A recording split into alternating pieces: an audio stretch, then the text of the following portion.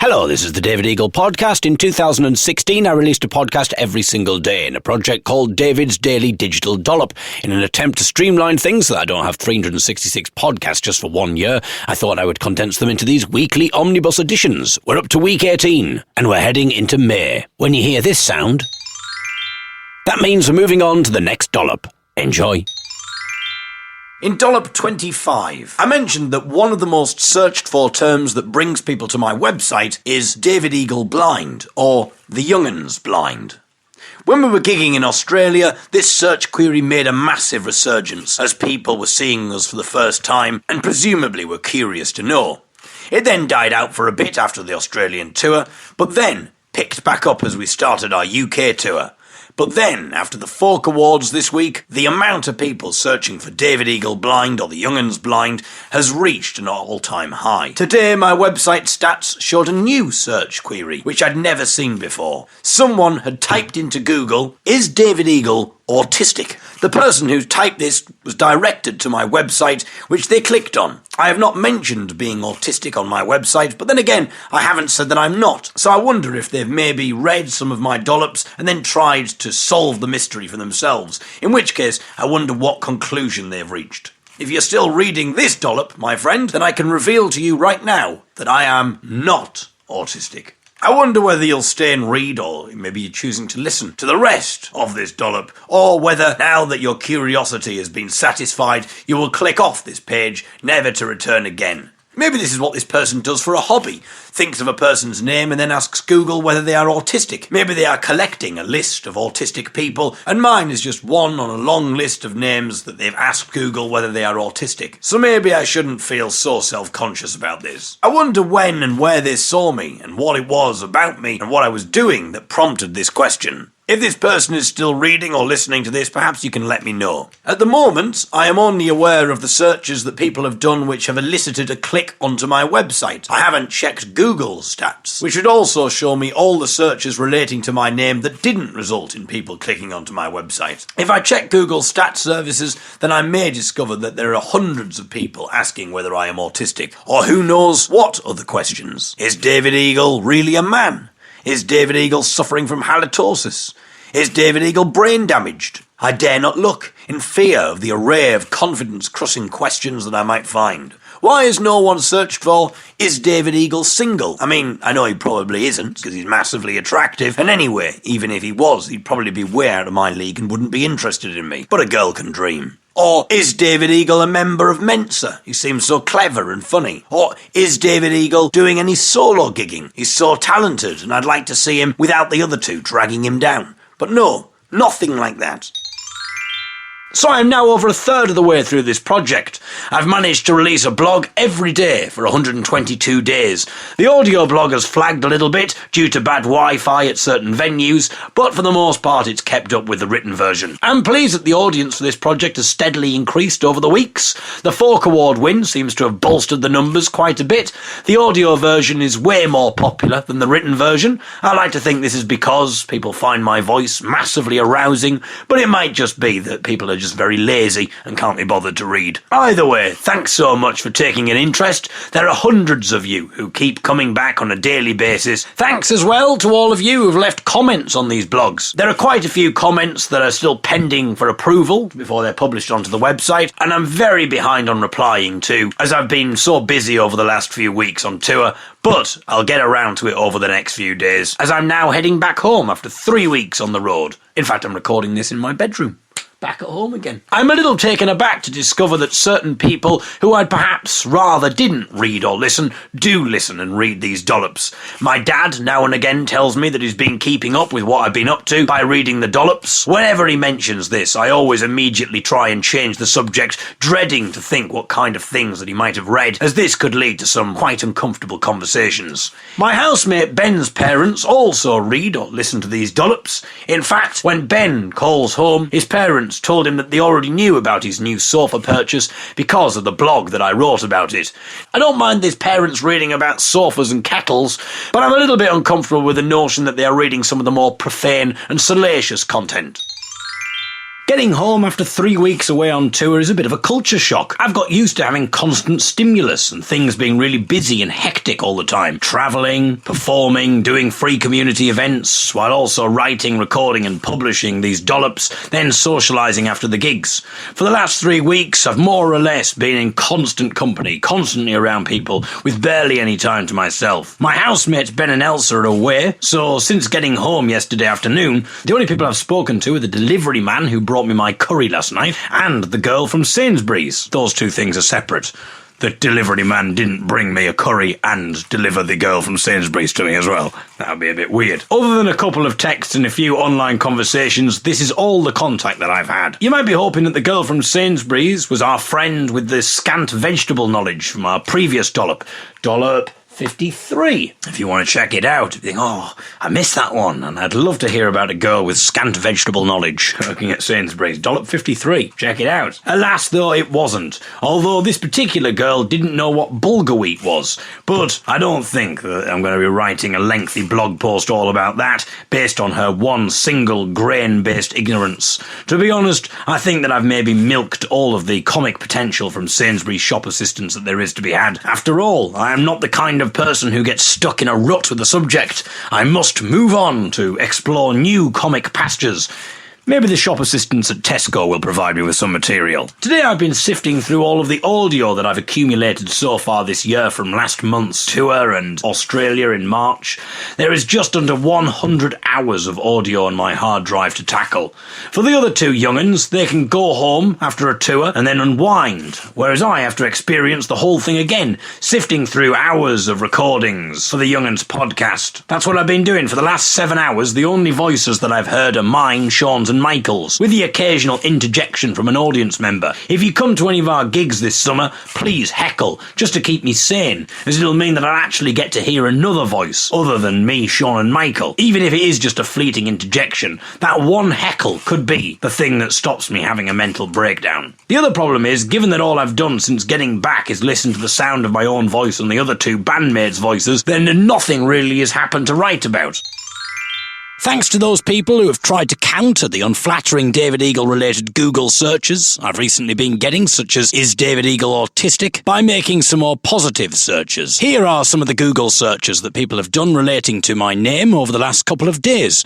David Eagle, the young'uns, fit. David Eagle, the young'uns, sexy. How can I ask David Eagle from the young'uns out? Even though these searches have been made as a result of me complaining about the amount of searches I've been getting for things like David Eagle blind and David Eagle disability, it still made me feel quite good about myself. After all, there is a tiny chance that someone actually genuinely made these searches on their own volition, having not read or listened to my dollops. Although this person who Googled, "How can I ask David Eagle from the young'uns out?" I must unfortunately say to you that it's unlikely that there'll be any relationship between the two of us. Firstly, you don't score well on basic intelligence. You seem to be unaware of how Google works. It's a search engine designed to bring up results based on the keywords that you type. It's not able to give subjective answers to emotive questions, although perhaps it's only a matter of time before this does happen. I suppose that it's technically possible, given the amount of data that Google probably has about me. It could probably tell you my favourite food, favourite films, favourite music, which might help you choose a gift for me in order to soften me up for your proposition. Although, given that I've written a couple of blogs about buying vegetables from Sainsbury's, Google might incorrectly suggest that a great gift idea for me is a courgette. Sadly, if you came to me declaring your love and then handed me a courgette, I would be both confused and disturbed. I mean, I'd be wondering what the courgette was all about, and I might think that you were propositioning me to join in with some kinky vegetable-based exploits, which I think is a bit premature, given that we haven't even had a first date yet. I don't do kinky things with vegetables until the third date. That's my rule. It always has been. If this Google search query was genuine, then I'm afraid they have already turned me off with their lack of basic intelligence, as obviously they don't understand how Google works, unless they assumed that I am so amazingly popular and fanciable that there is a guide on the internet about how to ask me out. If this guide does exist, then it begs the question, who the heck has written it? Have my girlfriends all teamed up together to collectively pool their experiences of dating me in order to altruistically assist other girls in having the best chance of getting into a relationship with me? Maybe the reason they broke up with me was because they felt selfish to be keeping me all for themselves, and so selflessly sacrificed their happiness so that other women could have the chance of experiencing the ineffable joy of a relationship with David Eagle. Or maybe this is just a money-making exercise for my exes, and perhaps they are selling this information to hundreds of girls desperate for some tips about how to improve their chances of wooing me. Perhaps the guidebook advises them on important information, like to wait until the third date before handing me a courgette. I wondered why my relationships never worked out. It's because girlfriends were being contacted by exes and then seduced to leave me and make their fortune by helping to write a guidebook about going out with me. Oh, it all makes sense now. All I would say to these unscrupulous women is that you will rue your unconscionable decision. Yes, you may make a small fortune by conning some poor love-struck women out of their money, but there will come a time when you will look back on what you've done and realise that no amount of money is worth the loneliness and emptiness you feel now that I am no longer in your life. But I expect that the truth is simply that these Google searches were not genuine, but were being made by dollop readers and listeners as a joke. Unfortunately, I am not sure whether I can afford to allow anyone special into my life at the moment, as they will distract me from this daily dollops challenge. I imagine that sitting by myself in my bedroom writing about trips to the supermarket will suddenly seem pointless and unappealing if there is a woman trying to seduce me into enjoying the pleasures of the flesh. So, this is a serious plea to the girl of my dreams. Could you please just try and contain yourself until the end of the year, and this challenge has been accomplished. To reward you for your patience, I will accept a courgette on our first date. I mean, it's clear that you are the one, so why waste time being all coy about it? Given that all I've done today is work on ideas for the Young'uns in the Mix, which you can experience if you buy tickets to the Folk East Festival in Suffolk, it's the 20th of August. I believe that's the Saturday on the night where you can see that. You can get yourself some tickets and you can witness the Young'uns in the Mix. So I haven't really done anything today that I can write about. So I had a brief look on Twitter to see if I could find any inspiration, and I found a BBC News article about the building site of the future. Apparently, building sites of the future will involve robotic builders, usurping the need for human builders. Apparently, these robotic builders are very advanced and efficient, and they are entirely fueled by strong cups of tea, which they must be given at least every 20 minutes. The Robotic Builders project is very much in its early phase at the moment, but already huge progress is being made. The robots have been programmed to carry out common basic builders' tasks. They can wolf whistle, shout sexist remarks at young women, such as, "Get your tits out for the lads!" Plus, they also have a variety of common phrases at their disposal, such as, "It'll cost you," and "How's about another cuppa?" They've also been programmed with an impressive state-of-the-art excuses chip, which boasts thousands of vindications for not turning up, project delays, accidental damage, and sloppy workmanship. Unfortunately, they haven't yet managed to move the project onto the second phase, which will be to teach the robots how to build. So currently, the robot builders are only capable of wolf whistling, the sexism, drinking tea, and coming up with excuses. So basically, they've already reached the level of some actual human builders. The robots are coming for their jobs, and the word on the street is that the builders are bricking it. As exciting as this prospect of robotic builders might seem, the trouble with replacing every human worker with a machine is that there won't be any people who actually can afford to buy anything, as everyone is out of work. We'll have loads of machines that are capable of building us houses, cooking us food, driving us to and from work, but we won't have a job for the robot cars to take us to, and we won't have any money to actually buy a house to live in. Of course, the danger is that governments and big corporations will realise that it's much easier to control robots than it is humans, so we'll reach a situation where we are turfed out of our houses, and the robots move in. As robotic technology improves and the robots get more advanced and intelligent, their demands and needs will expand. Eventually, it will be the humans who are the slaves of the robots, expected to carry out the robots' bidding. We'll be forced to spend entire days just repeatedly refueling robotic builders with strong tea while they build their palaces of gold. And the robot builders will look down on us, point, laugh, and say, "I told you it would cost you," only in a robotic voice.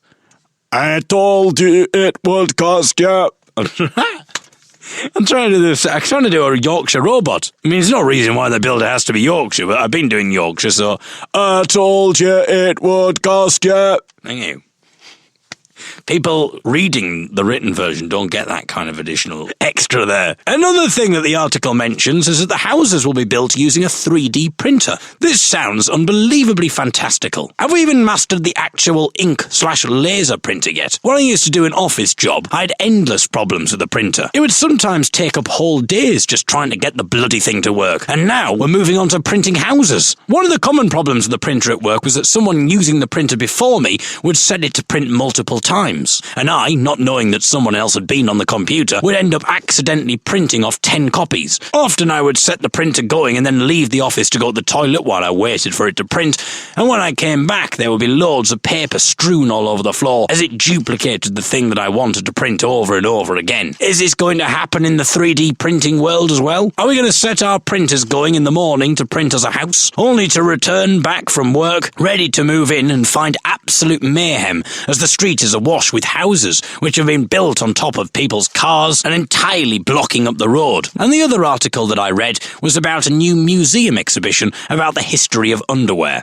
But to be honest, I stopped reading it after the first paragraph because it sounded like a complete load of pants. So there you go, another classic dollop. Thank you.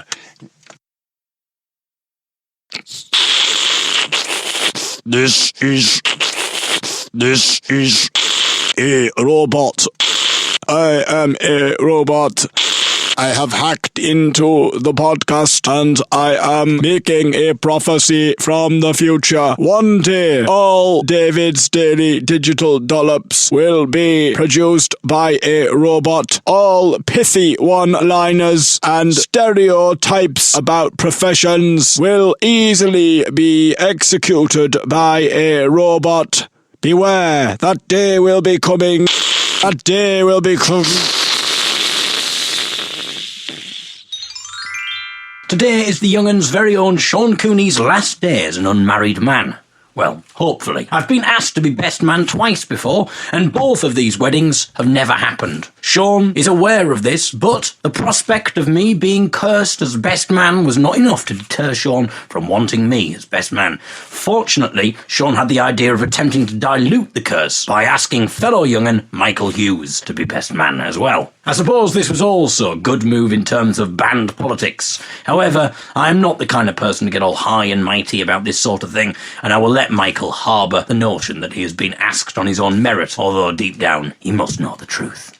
One of my duties as best man is to make a speech. I haven't planned or written anything. I'd like to think that I know Sean pretty well, and given that I spend over half of my life with him, I should be able to come up with a couple of stories easily. I don't think Sean will have any problem adapting to marriage. After all, he has managed to spend half of his life in the company of me and Michael. I'm sure that marriage will be a picnic in comparison. It'll be very similar, only he'll be in the company of someone he actually wants to have sex with, which is more than can be said for me and Michael. It normally takes us 3 pints before he's ever interested in us. If Sean is listening to this, fear not, I will not be saying that in my speech. It will be a family-friendly speech, given that there will be children present. I will therefore be avoiding some of the more salacious stories. I shall save those for the book.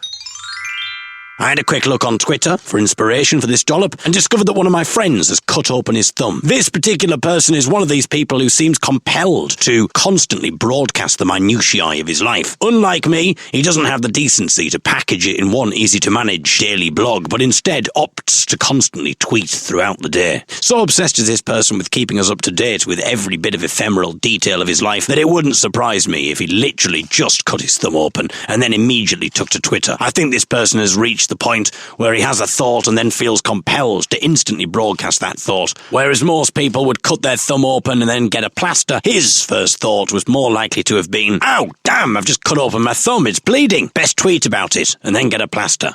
The tweet read, "Just cut my thumb open while gardening. Ow," with an exclamation mark. I like the fact that he included "ow" at the end. I imagine him writing this tweet, blood drenching his phone screen. He's just about to press the tweet button before he passes out with the pain, but then he has the "ow" idea. His bloody thumb hovers over the tweet button. He can barely move it, yet he valiantly adds those additional 2 letters. He can feel himself keeling over due to the pain and loss of blood, yet he still bravely soldiers on and adds the exclamation mark. He begins to faint and fall to the floor. He can't move his thumb. It has been rendered immobile. But he just manages to hit the tweet button with his nose before he hits the floor and passes out. This is the kind of person who will tweet every meal that he has had. I've never felt compelled to tweet about that sort of thing, although, admittedly, I did bore my friends rigid when I discovered almond milk. I remember calling up my girlfriend and passionately telling her about how I'd just discovered almond milk.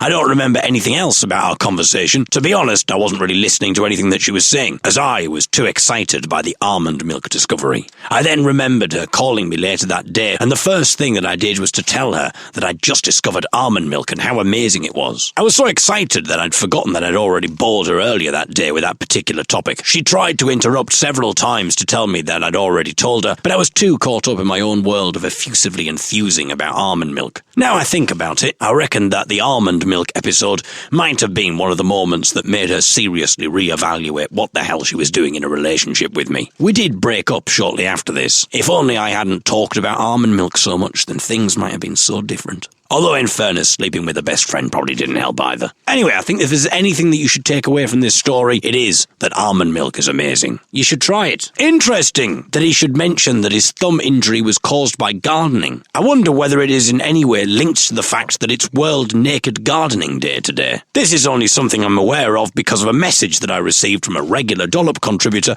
Catherine, who wrote, "I have a potential subject for tomorrow's Dollop, given that you are not going to have much time to think about anything." Well, Catherine, fortunately, the gold came in the form of the thumb on Twitter, so inspiration struck me there, as you can hear. I have just come in from doing a spot of gardening in the warm spring sunshine to discover that tomorrow is World Naked Gardening Day. I am still considering whether or not to take part. To date, I have a good relationship with my neighbours, and I'm concerned about potential skin hazards. So there you are, a challenge, and a way to get out all those unfamily-friendly jokes before you make your best man speech. Thank you, Catherine, and thanks for adding the 100 words or so to today's Dollop. You know, I might just make this registry office on time after all. Perhaps the thumb injury was caused by him becoming distracted by his naked neighbours. Maybe he didn't realise that it was World Naked Gardening Day, and so, startled by the nudeness all around him, he lost concentration and sliced his thumb open. Or maybe he was taking part in World Naked Gardening Day, in which case he should consider himself lucky that it was only his thumb that he sliced. There might be a few worse injuries than that taking place today. Mustache, there's a wedding about to start. Maybe I should have spent this morning thinking up a best man speech rather than writing about naked gardening and almond milk. But it's okay. I'll think of something at the ceremony. It's not like I really need to pay attention, is it? It'll be the usual, I take you to be my lawful wedded husband, I do, shtick. I'll think of something while all that's going on. I am a great best man, and I'm sure the happy couple are going to love my gift. Who wouldn't appreciate almond milk? To say that yesterday's wedding went without a hitch wouldn't be entirely accurate. For a start, Sean and Emily were married. Sorry, should I maybe have built the suspense a little bit longer there? But that wasn't the only hitch of the day. One of the guests, an eccentric 79-year-old, decided to attend the ceremony in a kilt. 45 minutes before the wedding, he realised that he'd left the kilt at home in Rotherham. He decided that he would have time to drive back, get his kilt, and then return to the venue in time for the ceremony. He didn't tell anyone about this. I think if he had told someone, then they would have pointed out that it was unlikely to take him only 40 minutes to drive from Sheffield to Rotherham and back. At 3 o'clock, everyone was in their seats, ready for the wedding to start, which it was due to do at 3 o'clock. However, someone was missing. It was Ian, the man who'd gone home for his kilt. Except no one knew this. As far as we were all aware, he was at the venue, as we'd seen him only an hour ago. We searched around the venue grounds, went to his room, which was in the venue that the wedding was taking place, but he was nowhere to be found. The registrars had to be at another wedding in the next hour, and so they couldn't afford to wait around. So, the wedding started without him. He did make some of the wedding ceremony, but just not the wedding part. For by the time he made it back, Sean and Emily had already been married. But at least he got to see Sean and Emily signing some legal documents. Although no one else was really looking at the legal document signing, because they were all staring at the man who'd just come crashing into the wedding, out of breath, and desperately trying to finish fastening his kilt. He then whispered to the woman next to him, although quite a loud whisper, probably as a result of him being deaf, "Would you give me a hand with me sporran, love?" As she awkwardly tried to help him with his sporran, he loudly whispered, "Have I missed much?" I'm not sure if he realised that he'd missed the actual wedding bit of the ceremony, which might explain why he then proceeded to get out a massive, unwieldy, antiquated video camera and start filming. At which point, the registrar thanked us all for coming, we applauded the newlyweds, and the ceremony ended. In the Best Man speech, I told a story about when Sean and I went hitchhiking around the country together in 2005. This particular incident that I mentioned in the speech was about the day when Sean and I had spent an entire day waiting for a lift. We were so convinced that success was just around the corner, and that if we moved to go to the toilet or get some food, then it would mean that we'd miss the one person who'd pick us up, and we'd then have to wait hours before another ride presented itself. So we resolutely stood at the roadside, convinced that any minute now someone would pick us up. And we waited, and we waited. Eventually, at some point late evening, someone offered us a lift. We managed to get about 100 miles or so further south. So all in all, it had been a really great day, unless you take into account the fact that we'd spent most of it at the side of the road, with our bladders agonisingly bursting and our stomachs painfully rumbling out of starvation. But apart from that, by the time we got out of the car, it was about 10 o'clock. Everywhere seemed pretty much deserted. The only place that seemed open was a McDonald's. We went to the McDonald's and immediately visited the toilet for a much-needed urinate. We were both starving, and given that there didn't seem to be anywhere else around, I suggested that we got something from McDonald's. At this suggestion, Sean went off on a massive rant about global corporations and capitalism. He proudly declared that, starving though he may be, he was not prepared to eat at McDonald's. Instead, he would seek out a local independent place to eat. I didn't hold out much hope of finding anywhere, but given Sean's adamance, I accompanied him on a search for a local independent eatery. We walked for over an hour, with barely any energy to actually do so, given that we hadn't eaten for hours. There was nothing else open. We ended up walking in a massive circle and came back to the McDonald's that we'd left over an hour ago. I assumed that given that we'd done all we could, surely our only option now was to eat at the McDonald's. But Sean wholeheartedly refused and proceeded to give me another lecture about global corporations and proudly declared that he would wait until the morning and then support the local bakery by eating there. We were both ravenous, and this didn't help our mood, and so we just stood there in the doorway of McDonald's, loudly arguing with each other about whether to eat there. I said that if there was a local bakery open, then I'd be happy to eat there, but the fact that there wasn't meant that we might as well eat at McDonald's. We didn't have a choice. But then he retorted by saying that we always have a choice. Our voices were getting louder and our argument got more heated. I tried to reason with him, stating that the people who worked at McDonald's were local, ordinary people, and that by eating at McDonald's we would be supporting these local people, never mind the whole global corporation aspect. I suggested that he should focus on this, but Sean countered this by bemoaning the low wages that these people would be getting, and how he didn't want to support such an infrastructure. I responded by saying that he had no idea how much the staff at his precious local bakery were getting paid. The argument went on for some time, growing in volume and intensity. In the end, I stormed into McDonald's and ordered some food, because I felt as if I would pass out if I didn't. Sean stormed in behind me. We both sat at the table while I ate, and Sean seethed. I offered to share my food with him, reasoning that it would mean that we'd only bought one meal, yet at least he would get something to eat. But Sean refused to accept any food, and so we just sat in silence while I hurriedly ate. We then pitched the tent in silence outside the gates of the McDonald's and went straight to bed. I lay there awake for hours, listening to the sound of Sean's stomach violently rumbling while he tossed and turned, clearly too hungry to sleep. In the morning, he got up early and returned to the tent whistling, for he had been to the local bakery and bought loads of food. Nowadays, Sean will happily eat at McDonald's. I would prefer not to, but there have been times when we've had options and Sean has plucked for the McDonald's. I mentioned this in my speech and bemoaned the fact that as Sean grew older, he let his principles slip and lowered his high ideals and standards. He became jaded and worn down by life and became happy to settle for less. At which point I hilariously said, which neatly brings me to the subject of Emily. I believe that it's customary for the best man to insult the bride in his speech. However, my hilarious joke worked on two levels, because I then tied it into the story of Sean and Emily's first date, which was at Nando's, a global chain. I then pulled off another amazing bit of comedy when I turned to Emily and said, "It was Nando's, wasn't it?" After she had said yes, I responded with, "Yes, Nando's. Just chicken."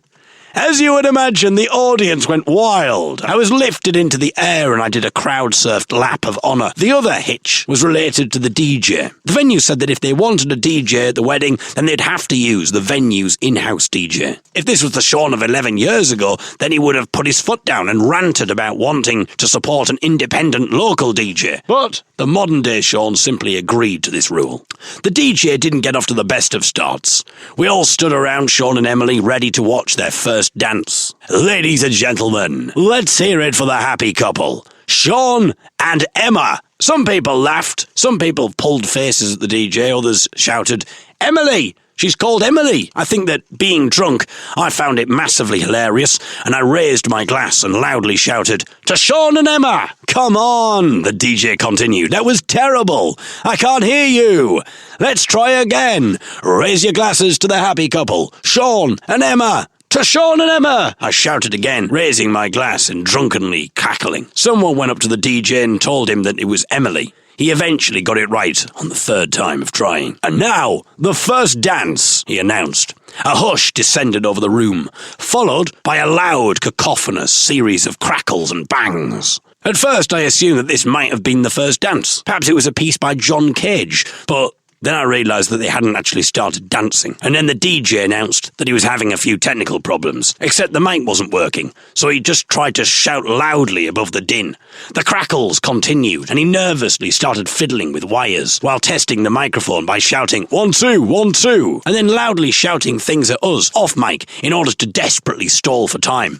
Okay, while I try and sort this out, let's have a rendition of "Oh, He's a Jolly Good Fellow" for Sean and Emma. In his flusterment, which I know isn't actually a word, but it really should be, he'd obviously forgotten the whole Emma-Emily debacle from just a couple of minutes earlier. He'd also failed to realise the absurdity of singing "For He's a Jolly Good Fellow" to two people, one of whom was a woman, and thus not a fellow. Plus, their jolliness was being somewhat tempered by the fact that the DJ kept calling the bride the wrong name, and he didn't seem to be able to get the music on. He valiantly attempted to get everyone to sing the song by singing it himself, while he desperately started wrenching wires out of the back of his equipment, which made a series of loud banging sounds to add to the din that was already occurring. A few of us loudly joined in with "For He's a Jolly Good Fellow," finding the ridiculousness of it all immensely funny. Eventually, he managed to get the equipment working, and once again announced that it was time for the first dance. He pressed play, and the music began to emanate from the speakers. Sean and Emily looked around nervously.